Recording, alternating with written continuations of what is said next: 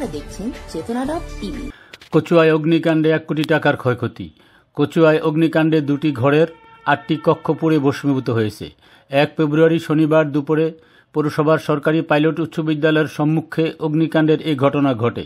জানা গেছে, দুপুর 2টার সময় করইশ গ্রামের কাউসার আহমেদ খোকন ও তার ভাইদের হার্ডওয়্যারের মালামালের গোডাউনে আগুন লেগে মুহূর্তের মধ্যে আগুন চারিদিকে ছড়িয়ে পড়ে। সংবাদ পেয়ে কচুয়া ফায়ার সার্ভিস ও সিভিল ডিফেন্সের কর্মীগণ ঘটনাস্থলে পৌঁছে আগুন নিয়ন্ত্রণে আনে। এ সময় স্থানীয় জনগণ আগুন নেভাতে সহযোগিতা করে। আগুনে 8টি কক্ষে থাকা অ্যালুমিনিয়াম, প্লাস্টিক নেট, ঢেউটিন, 2টি কম্পিউটার ও মূল্যবান কাগজপত্র পুড়ে ছাই হয়ে যায়। ক্ষতির পরিমাণ প্রায় 1 কোটি টাকা বলে মালিক কাউসার আহমেদ খোকন জানান। আমরা যৌথভাবে 4 ভাই মালিক এই অংশের। আমাদের এখানে 8-10টা দোকান ছিল। এই দোকানের মালামাল ছিল এবং আসবাবপত্র ছিল, ওগুলা সব পুড়ে ছাই। তার আনুমানিক মূল্য 1 কোটি টাকার উপরে হবে।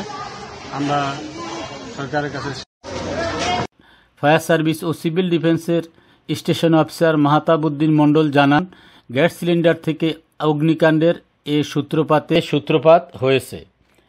চাঁদপুরের কচুয়া থেকে সঞ্জীব ভৌমিক অপুর তথ্য ভিডিওচিত্রে চেতনা টিভি।